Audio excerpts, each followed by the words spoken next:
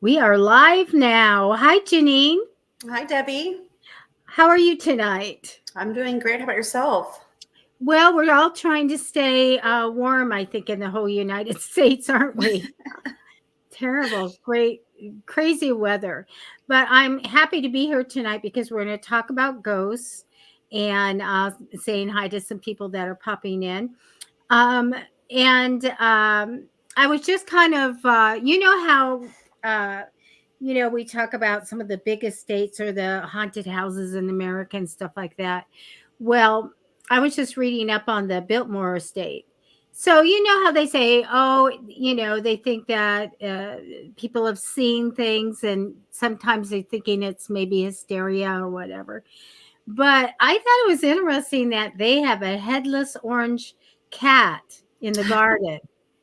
I mean, everybody over the years sees this cat, but why would it not have a head? I Yikes. mean, that is weird. Like, huh, a headless cat? But of course, they think that, there's that people died there.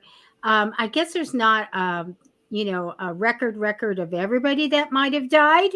Maybe they wouldn't want to know they died in the house, but they said a lot of people, saw that, and we see stuff. 10th Avenue Arts Center and Whaley House and different things like that. So the deal is, I got some pictures from you that are very interesting. Did you want me to put one up or did you want to talk about it first? Sure, we'll go ahead and start with the story a little bit, and then I'll have you pop them up as we go. So, tonight I wanted to share with you guys a little bit about the Heath Davis Horton House, or the Gaslamp Museum here in San Diego. So the Gaslamp Museum is the oldest wooden structure in the Gaslamp quarter of San Diego. It was brought here in 1850 by a man named Heath Davis. Now, Heath Davis never actually lived in this home, but since he brought the home here, his name did land on it. Now, Mr. Horton, many from San Diego will know, he was the father of San Diego. So he had bought 800 acres, 33 cents an acre. So about $246 is what he paid for all of the Gaslamp. Now, his name's on there because he did actually physically live in the house for a year and a half while they were building him a 100-room mansion. Wow. So this house museum is actually, in my opinion, just as haunted as the Whaley House in Old Town, but it has activity more frequently than the Whaley House does. So Whaley House does definitely have, activity weekly, but the Horton Davis House actually has activity almost daily. Wow.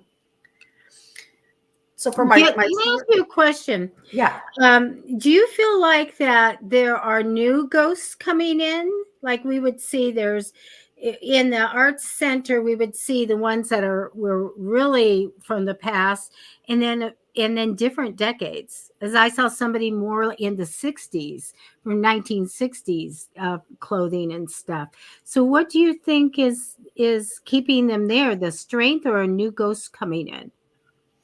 So I do believe that most of the spirits that we're experiencing there are from its past. And it does have an interesting past. It was military barracks.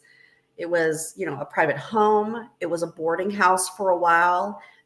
But the most interesting, and the reason why I think that there's so many spirits in this home, is it was actually a hospital. Oh yeah, yeah. So they ran a That makes hospital. sense. I mean, they die and they stay around. Exactly. And this one was more of like a hospice. So, like, literally at the time, Mm. we had so many people dying from tuberculosis, as well as, botched surgeries and even syphilis at the time, because it was our red light district. There was a lot of prostitution going on. But the people who came in, none of them left there alive. Oh, wow. Then they're probably there.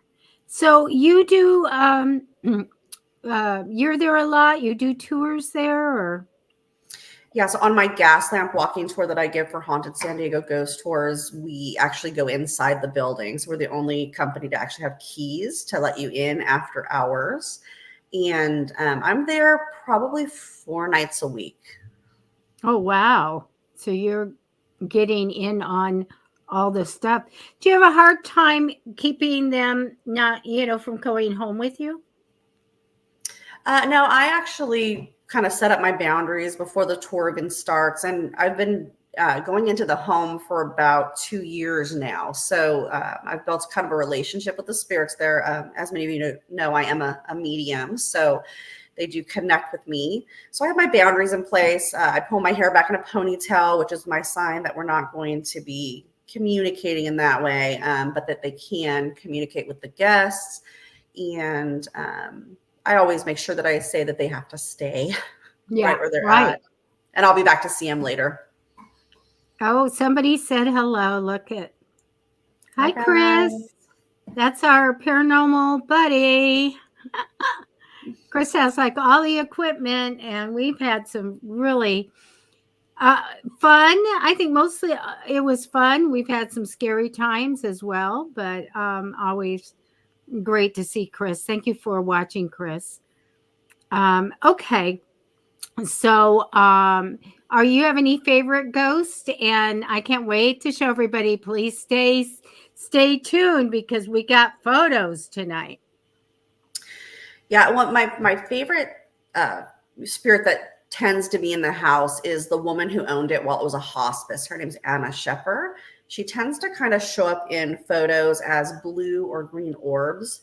But what's interesting is plenty of guests on my tour have physically, with their bare eyes, seen these orbs move through the house and into her portrait. Oh, wow. So not even with their camera, with their eyes, they've actually seen it. I actually had a man that I was talking to. The orbs came between us, stopped like it was looking at us, and then went into the portrait. And he was out of the house faster than he Oh no, thought he could get out really? of the house, honestly. Oh my God. So did you say they're colored? The ones that they can see are colored? Yeah, they're blue or greenish colored, and they're very glowy when they move past you. So it's Oh, almost like a okay. light orb coming through. And as I said, you can actually see them with your bare eyes on occasion inside the house. Oh, that's amazing. I've got to go there. Yes, we got to get you. I mean, let me know. You know, I can get you out on one of my tours. It'll be fun. That'll be good. Oh gosh, that'd be a lot of fun. Probably have a lot of stuff moving around and all of that. So you have you caught video of actual things like flying or moving around or pencils or anything or voices?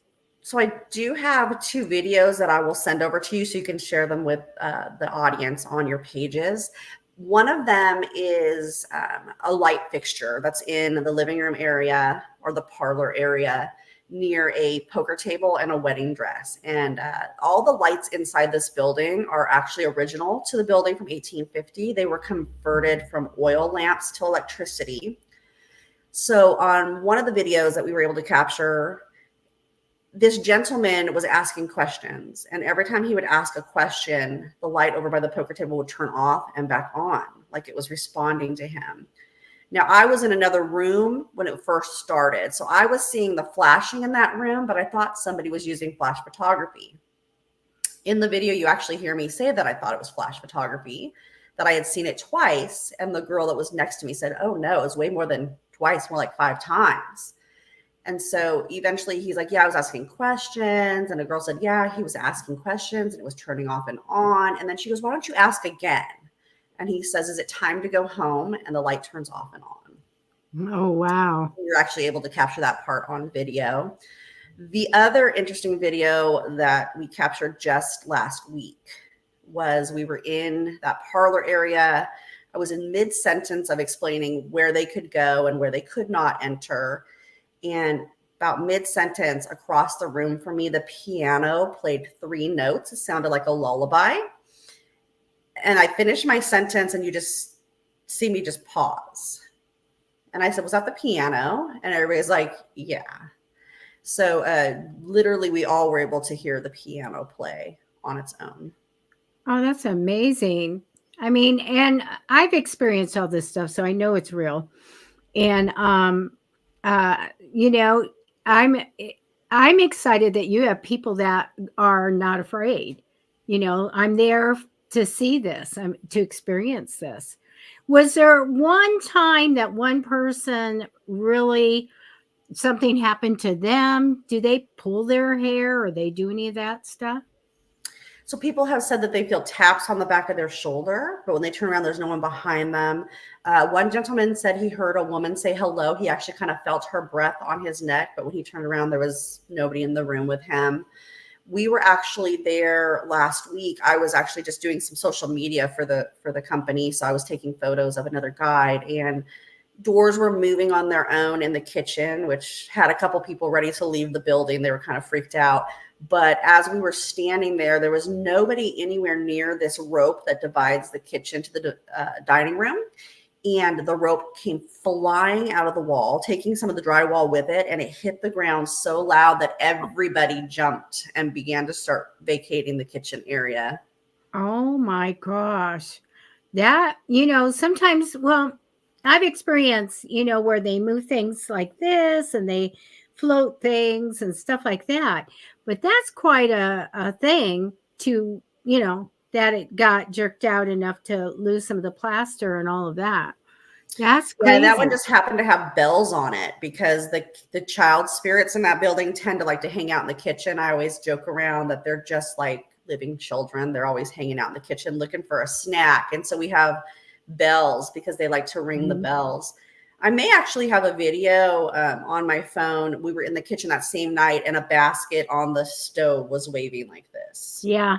I might have that video. I always figured that they're saying hello. We had a box of crackers in the house and it just went like this. And when a person that was in there, I said, turn around, they froze like a popsicle. And it was going like this. And I said, turn around. And it was like, and so it just went, meh, meh, meh. I'm done. Sometimes I feel like the message is just for us. So when other people turn to look, it just stops.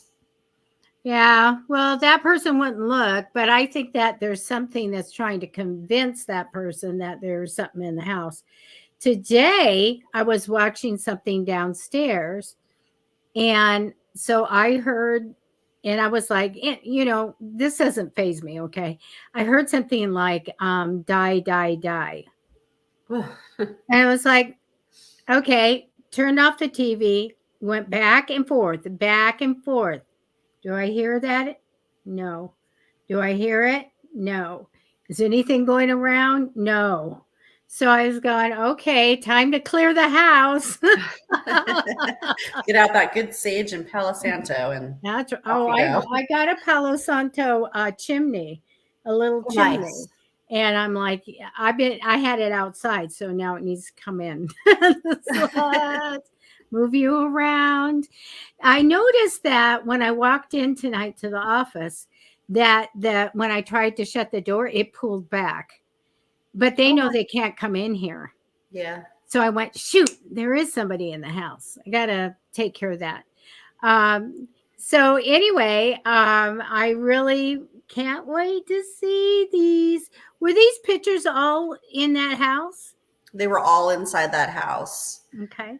So let's see which one you pull up first, and then we'll go into that backstory. I'm gonna pull up the one that I think is just so amazing, but I do want to change it to where we can see it full frame here. So there we go. That nobody was there, like nobody was standing there. Absolutely nobody was standing there. We had somebody all the way off to the left on the other side of this wedding dress that would be next to where this figure is. Mm-hmm. And he said that he felt something brushing the back of his neck. So his wife began to take photos, and this partial apparition of a woman showed up in only one of them. Now, what's interesting is Anna Shepard, when she was running the hospital, she was known to wear a black dress with a white apron and a white hat because she was a nurse. That's true. But, I mean, you can clearly see somebody standing there. Definitely. Yeah. But you can see through her. You can actually see the photos behind her as well, which is quite interesting. That is crazy. What'd you do when you saw that? Oh, my first thing was I told the guests, can you please send that to me? But I was like That's Anna. That's Anna. It has to Okay. be. Wow. That is like such a great photo.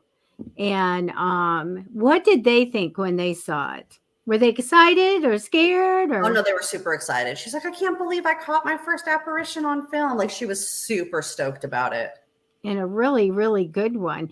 Now, what room is this in?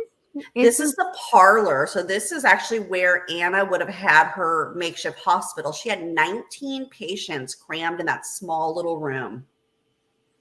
oh my gosh. And they tended to be small rooms. They did. Now we do know that people back then were much smaller. So like the average man stood like 5'2" to 5'5", but still, even at that, 19 hospital beds with 19 patients is That's yeah, excessive for such a small that's room. jammed in there. Okay. And remember, didn't the 10th Avenue Art Center, was that a hospital at one point too? Not that I know, but I know it was the Catholic Church, Mm-hmm. and the whole block was actually the church.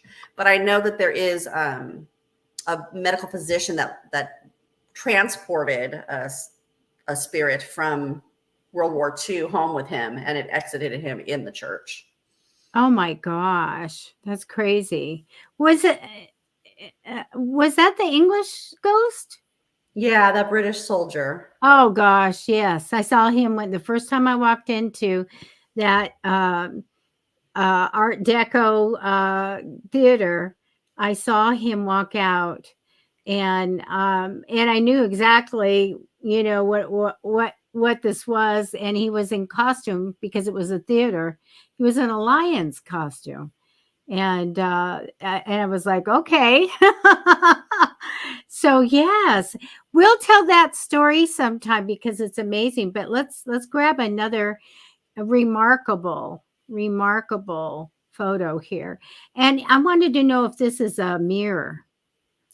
Yeah, so this mirror just happens to be across the way from another smaller mirror on the other side. And we know that, placing two mirrors across from each other can kind of open a portal to the other side. Now, people who take selfies in this mirror get really weird orbs and apparitions in their photos. So if you look to their, I guess, as you're looking at it, it's going to be their right-hand side. You're going to see some green markings, almost like moving orbs in the background. Now, the next photo that she's going to pull up is that photo in that section just enlarged, and you'll notice that it's actually a little girl. It is like a collar or something. I think this is the one. Let me see. Yes. And when I looked at it and enlarged it, and you guys can also do that when it's on your phone or laptop, it really looked like the skirting and a collar. And I was like, oh, you can see the head, everything. Yeah, That's she has like amazing. blonde pigtails, feet. It's like she's sitting on the picture frame. That is amazing. Now, I this looked is at not the that. only area we've captured her to. People have Oh, caught this exact same spirit in the kitchen as well as in the hallway as well in their photos. now, has anybody attempted to converse with this little girl? So we have asked some questions. She does not seem to respond, but we think that she may be the one who moves some of the stuff on the poker table. Okay. It'd be really great to see if connecting a name, and looking up the archives, but just to get a name in the story. Because you feel that she passed at the age she's presenting? Yes, and I do believe she's connected to the home because upstairs in one of the rooms there's a portrait of a little girl who resembles this spirit. This is just amazing. It's amazing. I love it. I'm gonna go back and show this one. And nobody had, we always have to be skeptic a little bit. Nobody was over there with around them with, well, I don't see anybody with another phone or anything like that, like another reflection. No, they were the only two left in the room. That's crazy. Okay. I love it. I love it. Let's see. Then we had, let me see, what is this one? I can't really tell what some of these are, so let me just bring it up. So as you're looking at this photo, I had to enlarge it and lighten it a bit to be able to see it really well. But if you look, there's a man kind of to the left-hand side. You can see the wedding dress behind him. But the woman who's sitting in the chair holding the book was not in the room. Oh Our my guide that evening was a man, and he was the only one in period clothing. Plus, we don't sit on any of the furniture in the building as well. So she was not there when this photo was taken, but she Oh my showed up in the photo. Yeah, I mean, you could perfectly see, um, sitting down and lower and all of that. You can perfectly see that. And she's got That a little book in her hand. If you look at it, it just it's amazing because I was on this tour. I was in training at the time it was taken, and there was nobody other than the gentleman that was giving the tour that was in period clothing. Oh my gosh. That's great. That is a good one. I love it. And if anybody has any questions, go ahead and put the questions down. There was an interesting photo that you sent to me. And I love that we were doing, photos and stuff. So this again, I didn't get it sized, big enough, but let's see what we can see. I could clearly see. I'm looking, and I think it's a black orb, a black one, like a black hole. So, what is your take on that? So these two women were the last two in the house. I was by the front door waiting for them to get their selfie because they wanted to make sure nobody else was in the room. They were being silly and pretending like they were scared while they were taking this selfie.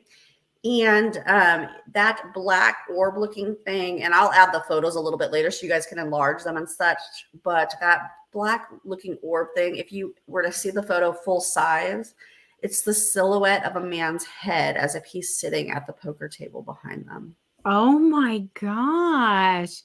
Okay, I can't wait to go get it up on my laptop and bring it up and really look at it. That's amazing. Because I was wondering if it was a portal or something, but I couldn't see. Is it just his head or his chest or? So where he is in the portrait, he would have been sitting at the table, so you only can kind of see from his shoulders up. And it's definitely the silhouette. You can see his nose when it's larger. So I'll definitely make sure we get the bigger ones added into the comments later for people to go ahead and check out. You know what I love? I love that they're pretending to be, Yeah. ooh, and then they got something. That's They were amazing. actually a little scared when they opened it and saw that there was someone behind them. It did spook them a little bit. They asked me Oh, to make yeah. sure nothing went home with them. Kim says, I see the man.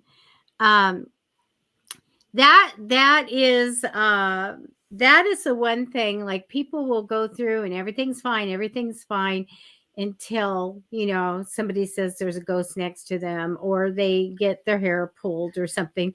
When you were talking about tapping on the shoulder and stuff, when we would take people out to the cemeteries and stuff, that was probably the most common way that there was communication with the spirit, is just tapping them on the shoulder, which I thought was really good because it's not like touching their face, or it's not, getting, doing something that would really scare them. They just get a little touch.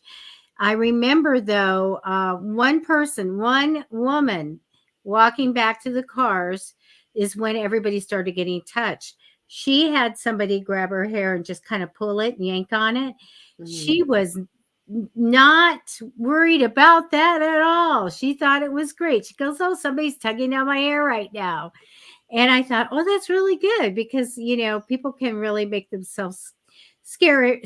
As we know, when we'd start a tour at the 10th Avenue Theater, and the people, we get to that little theater and they just walk right out. I want out. Yeah, they Show get me out. really worked up, and they get dizzy, like they're gonna pass out, and Yeah. they're like, okay, time to go. Yeah. I never had problems, in there till that, probably the last time I was in there. And that really made me mad because I don't know why my niece were going out.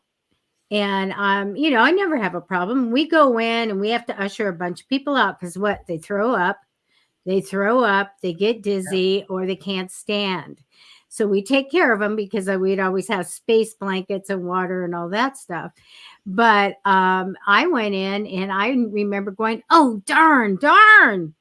And because my knees were going like this. And I said, don't do it. I don't care. I'm good. And then finally I had to walk out because I think I would have been on the floor. And so that really got me because they can put that energy out there. And here you go in and do a tour, and it's just full of spirits. That's amazing that you did that.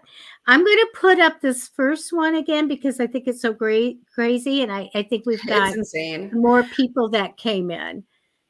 I will say that this house also had a brothel in it for a period of time, and there's a madam there, and I think she likes to play with the lights because we'll be outside, and even before I've deactivated the alarm and turned on the lights in the house, we'll see them turning off and on in certain rooms like the kitchen and the office area. But just like 3 or 4 days ago, I was giving a tour, so I come in with my flashlight on, I deactivate the alarm, and then I move through the house systematically turning on the lights in a specific pattern. And as I got back to the door to let everybody in, the back hallway light was turned back off. So I go back there and I turn it on, let everybody in. At the end of the night, same system. I go in the same order to turn everything off, have my flashlight on, and I go to activate the alarm, and the hallway light turns on. So I have to run back across, turn off the light, and I'm walking through the foyer in the dark with just my flashlight. About halfway, a woman says, "Good night." I turn and I look, nothing there. So I quickly do the alarm system, get out the door, lock it. We're outside for probably 5 minutes looking through photos when suddenly the alarm begins to go off. So now I have to go back inside, wait for the phone call, talk to the security company. And she said, well, did you try to go back in the front door? Because it was the front door that was activated. So, but here's the weird thing. There's nothing on the video. I would have been saying it was the ghost. Well, that's what I told her. I said, well, as you're saying this, there's footsteps in the room above me, which, by the way, has 3 of the hospital beds from when it was a hospice up above me. I said, there's somebody walking around upstairs. You're sure it wasn't the upstairs window or the upstairs room? She's like, no, it was definitely the front door. And I said, man, these ghosts are definitely at it. She's like, that's a haunted building. And I said, yeah. She goes, okay. Whatever the address was, Island Avenue. She goes, I will not be visiting there when I come to San Diego. She was not about it. I know. I mean, some people go on tours and they are just thinking they're going to go see stuff. And that happened to my niece when she went to a plantation in the South. And she was there. They had, the ropes up, and then the tour guide, talking about the history and everything, when a ghost grabbed her shoulders and spun her around so that she was looking the other way into another room. And that's all that happened. But she got grabbed and spun around by her shoulders. And she says, was I supposed to see something? Because I didn't see anything in there, and I'm like, well, I guess they were just messing with you. But she certainly was there to see, the furniture and the paintings and not get grabbed like that. So, and Kim is saying that's such a clear photo of a person. You know exactly what that is when you see that. And you see they did have that little extra fabric that came down here, or either it was gathered or it laid down on their dresses. And you can see that right there. It's just amazing. It definitely looks like Anna with her black dress with that white apron on, as if she's nursing. It's quite impressive, this photo that was captured. And we were able to see it in real time. So as soon as she took the photos, she started to go through them, and she's like, oh my gosh, look what I found. And it was only in one of like the series of 5 that she took. Oh, that's crazy. It's so good. And so on further shows, we'll bring back some stuff because this is you put more photos up, and we'll get them resized and all of that, because this is amazing. And, people have to take notice of this. One of the things I was going to ask you, they've verified that the wiring's good in that house. Yes. Okay. Because if they put the alarm thing in and they've gotten into the wires, I'm sure it is. But We actually had some problems with the alarm starting in November, where it was constantly going off whenever we would try to exit the gate. Now, if you set the alarm, there's no reason 5 to 7 minutes later this alarm should be going off. But as soon as we go to put our key in the gate to let everybody out, the alarm will go off, like they don't want us to leave. So they actually had somebody come in, and everything is kosher with the alarm system. We just believe it's the ghost saying, like, no, come back in and play. Is there tours during the daytime? So that is a museum, and so you can actually do a walkthrough self-guided tour. So it's $8 to get in and walk both floors. And if you want to do the one with the headset that gives you all the history as you're walking through, that's $12. Such a good deal. And it helps to keep the museum open, because just a few years ago, we thought they were going to have to shut their doors. So if you guys are in San Diego, definitely please go visit that museum and pay the $8 to help them stay open. But they have great docents inside there as well. Nothing, and it's so neat. Exactly. And the docents inside there are so knowledgeable about San Diego's history. They even have a woman in there who's an expert on Wyatt Earp's 10 years that he lived here in San Diego. Wow. And it's always great to go find out where you're vacationing or whatever. So you guys, maybe a lot of you that are watching are going to go to Comic-Con. We are the original Comic-Con, San Diego is. And this would be another, there's plenty of ghost stuff to do. And especially if you keep, subscribe and YouTube and everything, keep up on Janine's schedule and what's going on. There'll be a lot of stuff around Comic-Con to go in and experience the ghosts with a medium. It's great to go in with the docent, but it's really great to go in with paranormal investigators and a medium, and Janine's a very good medium. The stories that you have, oh my gosh. I want to say hi to Ward. We are actually finished with our time here. That went fast. It went by really fast. I do want to say that if you guys decide to take a tour at Haunted San Diego Ghost Tours, ask for Kat. That's my stage name. And you're going to want to use the code KAT13. It'll give you a pretty hefty discount off those ticket prices, and you'll get me. Oh, that'd be great. That'll be fun. Okay, you guys, we got to go. We'll be back. We'll be back in a week at 6:30 to 7 p.m. Pacific time. And we'll try to have some more photos and stuff like that. Tomorrow is, I believe Maddie and I are having a show. I know it's a holiday. Sometimes we don't. But watch for Maddie Tarot and I Monday, Wednesdays, and Fridays, and David Starlight on Tuesdays. And Janine, you do shows throughout the week, correct? Correct. So definitely, if you guys are not already following SD Spooky Adventures on Facebook and YouTube, go ahead and follow me there. Tomorrow, I'll be interviewing somebody in the field named Jill. He's very experienced, and I think you guys will love to hear his stories. Oh, that's going to be great. So they should go to YouTube and subscribe, and maybe if they're doing Facebook, SD Spooky Adventures, subscribe, and then they'll get notified, right? Correct. Perfect. Okay, you guys, we'll see you later. And this was a great, Janine. I had so much fun. I thank you for bringing your photos. So next week, we should actually go further into your Biltmore story with the cat and everything. Oh, yeah. Kind of finish it up. All those spooky people and ghosts that they saw there.